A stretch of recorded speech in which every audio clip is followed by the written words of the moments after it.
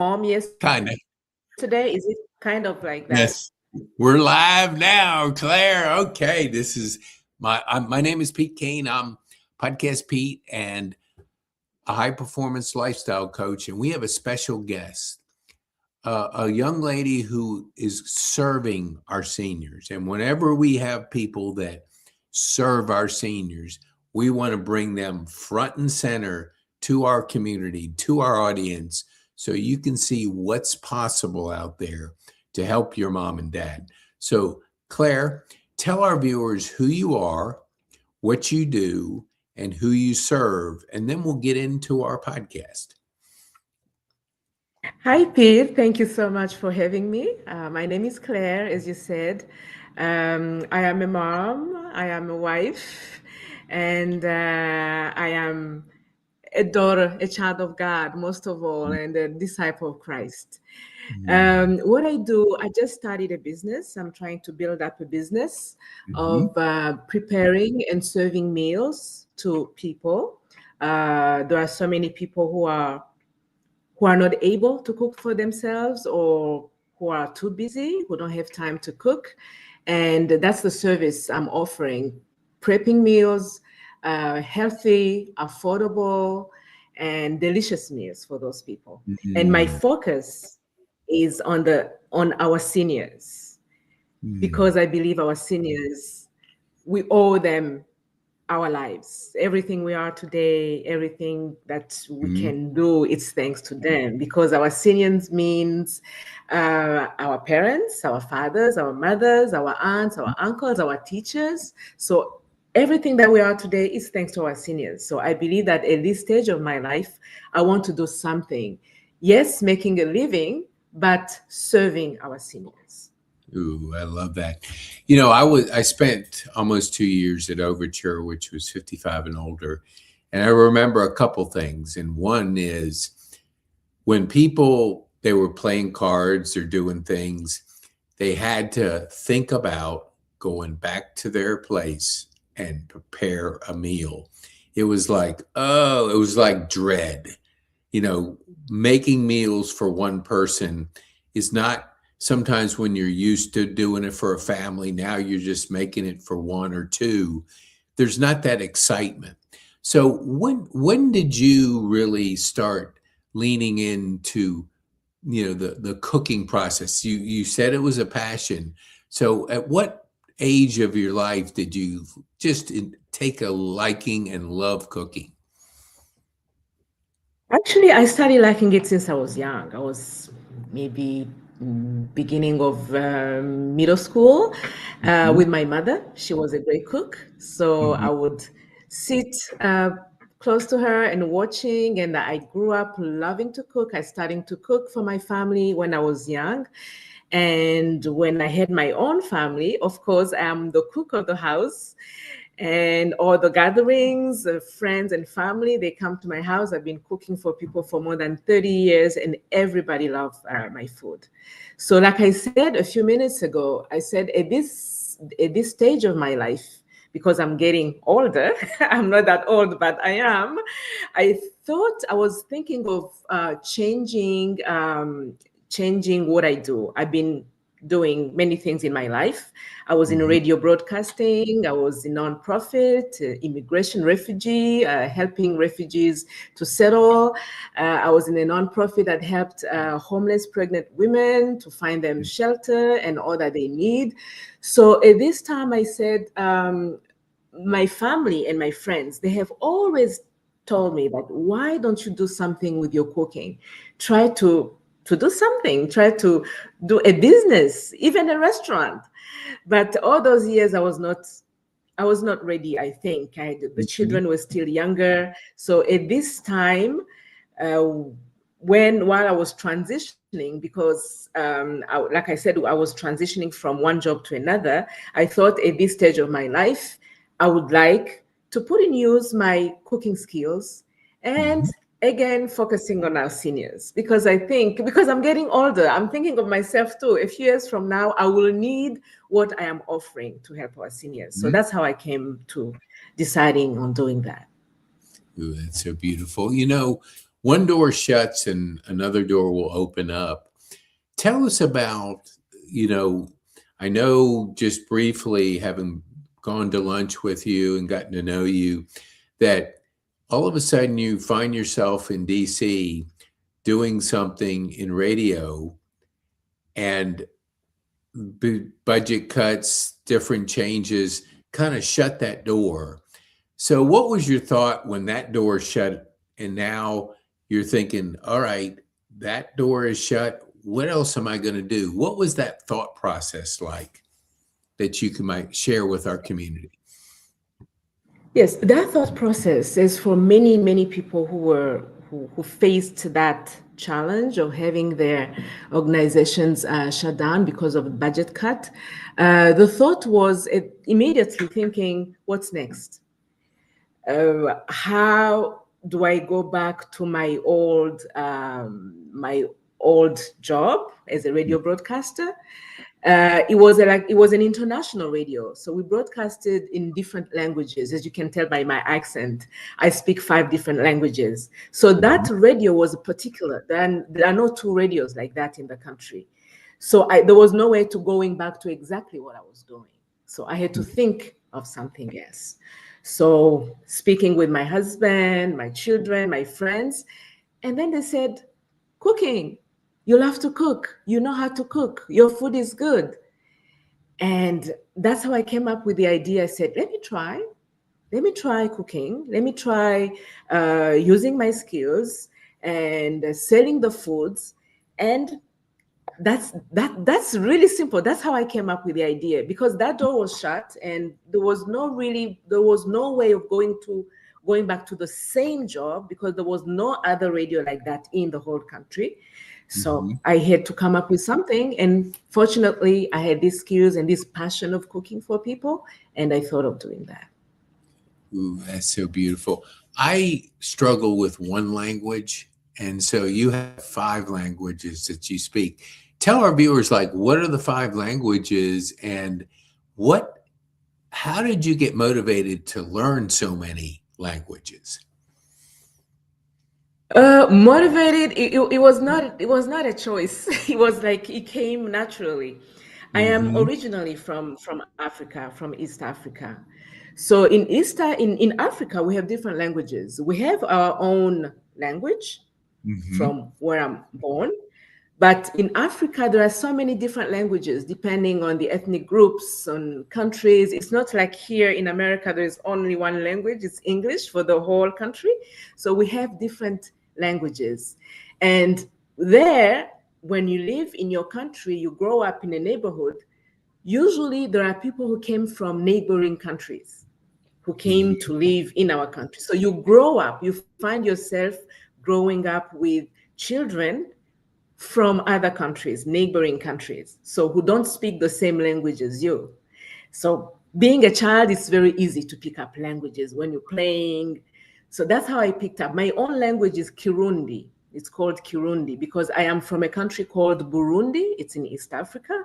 It's a tiny country in the region of Tanzania. Most people, they know Tanzania and Kenya and Congo and Rwanda. So I am from there. I speak Kirundi. And our neighboring country, Rwanda and Congo and Tanzania, in Rwanda, they speak Kinyarwanda. So that's another language, which is similar to Kirundi, but a little bit different. So I speak that one too. And in Congo and Tanzania, they speak, some of them, they speak Swahili. So that's a well-known language, which is spoken in many, many countries in Africa, in East Africa. So I speak Swahili. And when I went to school in Burundi, the official language in school was in French. And the official working language is French. So I learned French in school. So I am fluent in French. And at the same time in school, we had classes, English classes. So I started to learn English by English classes. And when I moved to America, long, long time ago, so I practiced my English. I became fluent in English. So that's how I speak 5 different languages. So I would say Kirundi, Kinyarwanda, Swahili, French, and English. That is so good. I just admire multilingual people because being singular, singular, whatever. I have a friend of mine. He came from Barcelona, and he came here, didn't know how to speak one word of English, and he came here for school. And so he's a member of our Rotary, and all of a sudden I invited him to our Rotary, and he was being introduced, and he was hilarious in communicating with people, and I had never seen that. And I said, like, where did you get that sense of humor? He said, I got it through my English development. I didn't get it in my primary language. So he says, I now think in English, and my humor comes from processing English. How do you handle how you think? I know how you communicate, you have five. Like if somebody's saying something to you, how does your brain process it? Does it process in which language is your primary go-to language when it comes to something like that? Me, I would say it depends on the person I'm facing. If I'm speaking to you like right now, Pete, I think in English. If a French-speaking person is speaking to me, I switch automatically and go to my French part. If in Kirundi or all those other African languages, so it depends on the person I'm speaking to. It's very easy. It's automatic, actually. I don't know how I do it, but it's Yeah. automatic in my brain. So I can't explain how I do it. No, it is so interesting because I know that our brain, like when I had my stroke 4 years ago, I had to rewire part of my brain, and part of that was learning things over again, reading and writing and stuff like that. And my brother said this, this is about a year ago. He goes, Pete, I think you're sharper after your stroke than you were before. So, I realized that the rewiring has definitely worked for me. And I ended up taking a test a couple years in, and I aced the test, and I never got an A in my life. And so all of a sudden, I was doing the test. He goes, "Hey, taking this test?" And I said, "No, what do you mean?" He goes, "You got every answer right." And this was after my stroke. And I said, "Man, I've never gotten an A in my life." So my question is this, with learning so many languages, how has that helped you in your journey, especially with, in radio? How has that helped you to be able to be fluent in 5 languages? Oh, in radio is very helpful, obviously, because I could broadcast in different languages, especially when we had like shows we had to interview when there was events happening around the world. So it helped me to be able to interview many people from many different parts of the world. So it was very helpful. And we used to travel also to go on missions. Like in Africa, in refugee camps. I was working for so many years on a refugee youth radio, where we used to go to refugee camps in Africa to talk to youth living in those refugee camps, to meet them and see how they were living and their needs, how they were surviving in refugee camps, which is very difficult there. So it was very helpful because I could speak to people from many, many different countries in that world. So it made my job easier, of course. Oh, that's so good. What do you think when it comes to, like, your mom, trained you or exposed you to that cooking process? Was there some things you really liked that your mom made that kind of pursued you wanted to go a little deeper into cooking that type of food that you could share with our community? Oh, I liked everything that she made, but where I am from, I think we are like, I would say, like Asian people. I would say one of our main dishes is rice. So we love rice. We cook rice in many different ways. we eat it with many different sauces, meats and chicken, beef and fish. So I would say the rice was one of the main dishes. Of course, there's so many other things. I would say green bananas. It's something that here they don't eat. That's one of our delicacies. We love green bananas. Mm-hmm. We have here ripe, like plantains, plantains, the ripe, the sweet bananas. But it's another family of bananas. It's green, which is healthier than plantains, actually. So that's another one of the delicacies. And vegetable-wise, we have one specific one on cassava leaves. Do you know the cassava? I do. Cassava, like yuca. Okay. I think in Latin America, yuca. Yeah, it's the same Yes. family. So the leaves, we eat the leaves. Like it's like spinach. We cook them the way you cook spinach. We cook the cassava leaves the same way, but with our special spices. So I would say there are so many different dishes that I grew up seeing my mom cook, and then it gave me the love and the passion of cooking. Tell our viewers, like when I know you were up in Quebec, correct? For a while. Yes. What was the difference between living up there in Quebec and in DC and in Atlanta? Was there any like cultural differences that you could share with our community? I would say in Quebec, it's the French part of Canada, obviously. Mm-hmm. So the difference, first of all, is the language, French. They speak French. But what is very interesting in Quebec, even if the first language for Quebec people is French, most of them, they speak English. So if you speak English, if you go to Quebec, you don't worry, you will go around, there is no problem. They all speak, not all, but most of them, they speak English. So that's the big difference, I would say. It's the language. Culturally, I would say it's the same. It's North America. I think it's the same. Even when you go around on the streets, you see what we see here. You will see McDonald's. You will see Kentucky Fried Chicken. You will see Target. You will see Sears. The stores that we see here. So culturally, I didn't see much difference except the language. It's really the same people. It's American. It's North American people. It's the same culture. That's according to me. Yeah.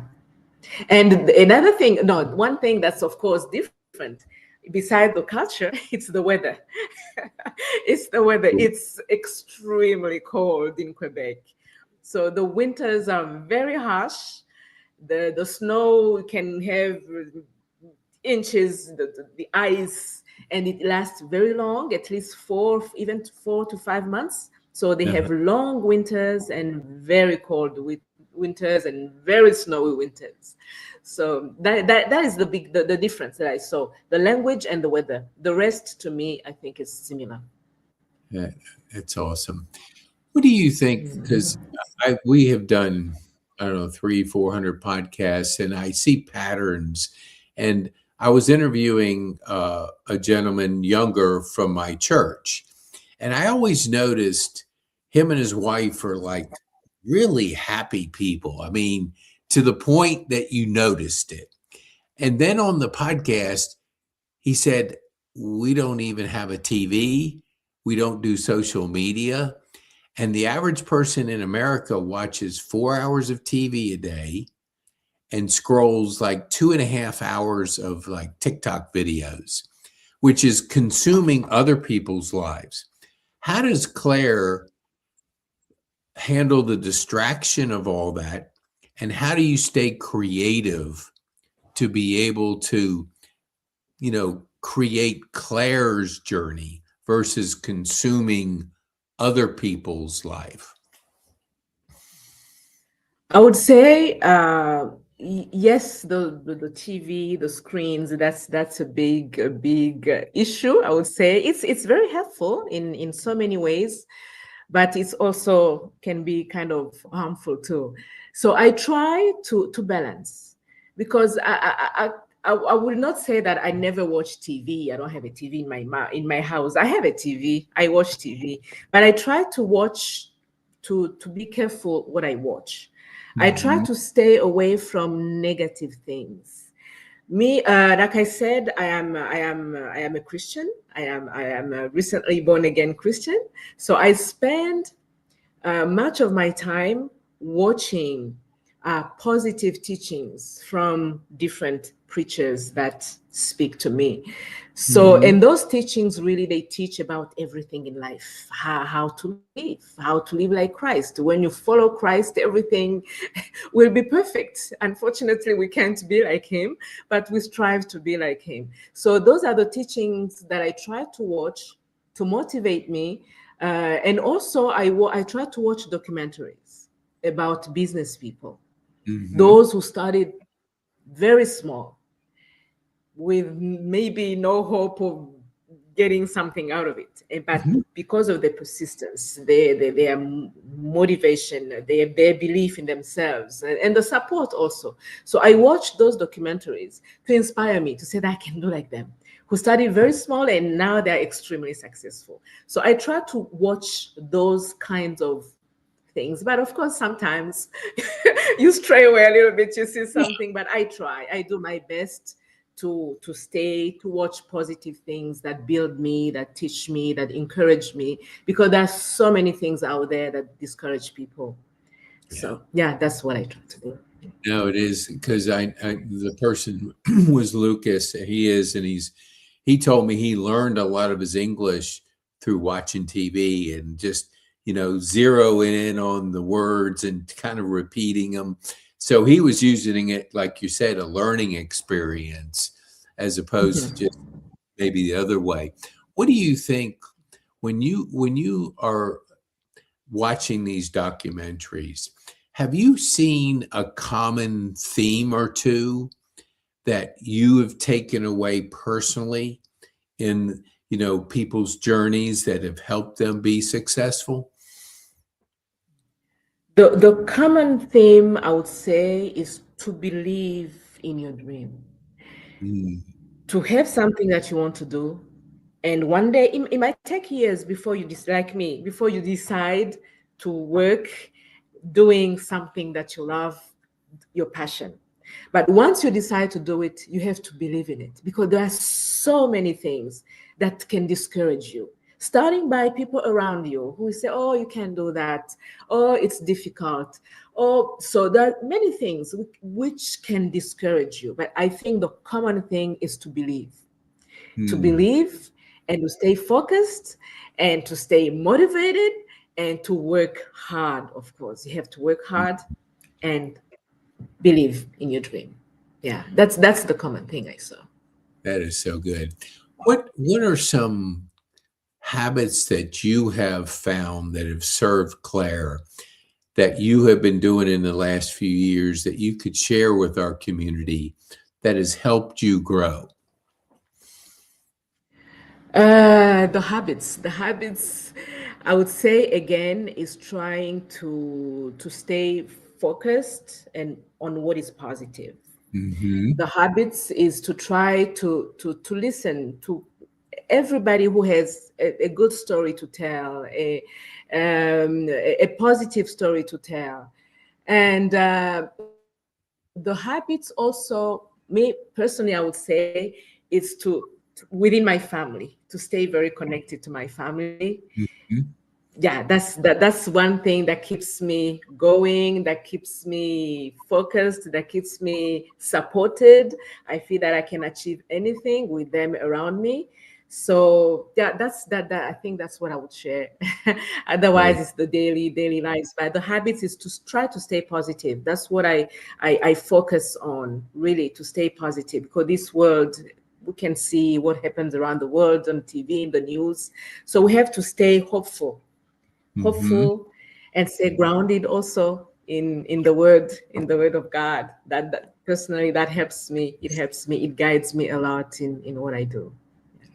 Yeah, it is so important. I have a group of guys we meet on Monday morning at 7, and we're studying the Bible in community and together, because together you're better.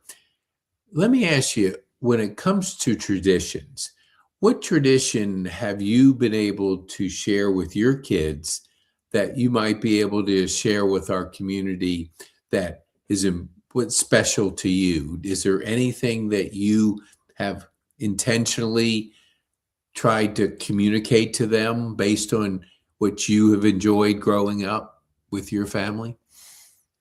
Yeah, the traditions, I would say it always comes back to what I've been saying. It's family. Mhm. So my children were born here. They were not born in Africa like I did. So I tried because I have some of them are adults. We still have one young one at home. So I tried to teach them the importance of family and the importance of seniors. Where I'm coming to now, actually, Mhm. it's in me. Where I'm from, we really take care of our seniors. We Yeah. love our seniors. They are cherished. So I teach my children to grow up always remembering that it's thanks to their parents, their grandparents, and all the lineage. It's thanks to them that they are where they are and what they do, that they have to stay in touch and that they have to do everything they can to give back and to take care of their family members, especially when they are getting old. That is so So that's beautiful. the one thing I insist to stay in touch. They live here. My mother is in Africa, and our aunts are extending family. But I make my children stay in touch with them, call them, check on them. You have to Mm, stay connected to your roots. Yeah. yeah, that is so good.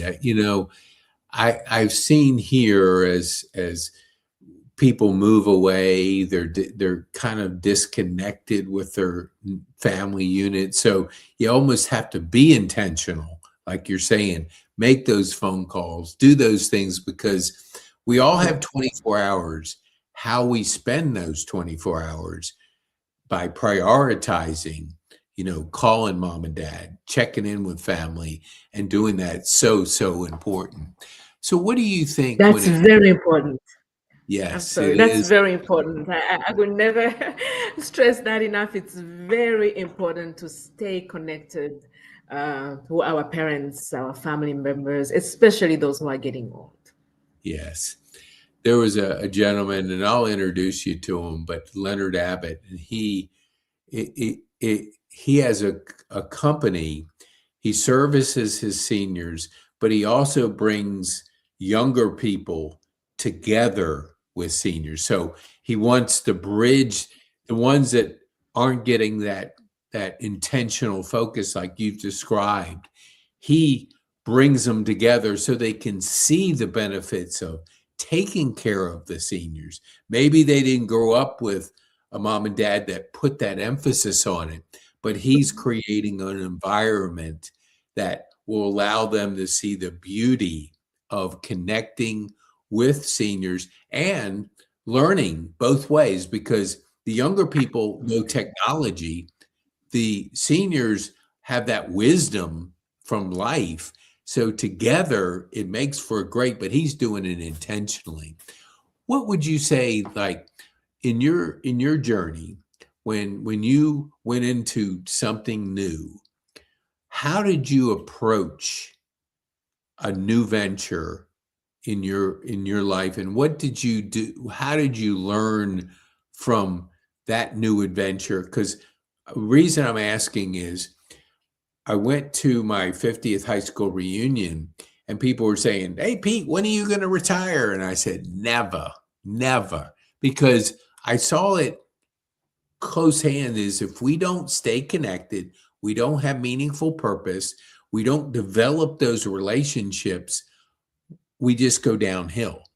So, what do you do to challenge yourself when you would go into something new and different that you could maybe share with our community that could help them just because you've done a lot of different things and I'm sure you have a certain way that you approach things. The way I approach things, I would say, when I decided, again, like I said, I talked to to my family, to friends. So I tried. I have a very good friend. I think our mutual friend Jen, who Mhm. is very, very, very entrepreneurial. Who is well connected. She's very dynamic. She has ideas. So when I thought of that, after talking to my family and some of my, I thought of Jen. So that's what I do. I speak to people, I speak to friends, I speak to those I know who have ideas, positive ideas, who will support me, who will add to what I'm thinking and push me and said, yes, you can do it. And if they have good connections, like Jen connected me to you, Pete, and I'm so thankful. So yeah, what I did is trying to select a few people who I know will be very supportive and will give me ideas that will really push me ahead into going and being successful in my new venture. Yeah, that is, it's interesting you say that because I've known Jen for maybe 10 years or 8 years. And when I needed some people that I felt I didn't have any relationship with, I called Jen and she was like, here, this is a person, this is a person. So she is like that person that you trust, that has spent time building those relationships. And when you build those relationships and you find good people, you're always wanting to spread that to others because not everybody is a Jen Stark. I mean, she's a rare person. No, I Definitely, am very lucky. yes.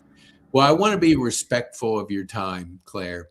So tell our viewers, how can they get a hold of you? And before you answer that, I want to encourage our community to share this video with people, especially in the independent senior living community that can use Claire's services, that can use people who have that heart to serve, who have a talent for cooking. Don't let this be a best kept secret. We want them to share it. So tell our viewers, how can they get a hold of you? The way they can hold on me now, it's either by phone or by email for now. I am building up a website, which will be up very soon, and I will let you know once it's ready. So yeah, I have a domain for now. Yeah, The we're gonna domain, point to that QR code right above there. yes, there is a new QR code. You see, I am building up. I'm kind of new in this, so there is this QR code you're going to connect me to. But the ways I was talking about is my phone. So my phone number, I can give it to you. It's 470-586-9822. And my email address is M for Mary, C dot IRAGABA@gmail.com. And I have a domain called Affordable Senior Services by Claire. And this is the QR code. Maybe Pete, you can talk more about that. Yes. Yes. Scan this QR code because we're going to make sure that will take you to how you can get more information about Claire, how you can be served by her heart and her talent to be able to provide those delicious, affordable meals for our seniors. So I want to thank you for one, sharing your story, a little bit about your journey with us today, Claire. What would be, as a final question, what would be the one thing you would want our community to take home from this podcast today? Oh, I would want our community to know that, Claire, I am here to serve them, not only to prep their meals, but to serve as a member of their family. I want to be like their daughter, like their sister. I want to be more than cooking, to help them with all their daily needs. I want to be there for them. They can know that I'm here. They can call me anytime if they need to talk, or they need me to go to their place and help them with. So I just want the community to know that Claire is here to serve our seniors in any way I can. especially by cooking meals, of course, and in all other ways that be necessary. Oh, that is so good. Claire, thank you so much for being our guest on our podcast and sharing your heart with our community and the heart to serve our seniors. We really appreciate you taking the time to be with us. I thank you so much, Pete, for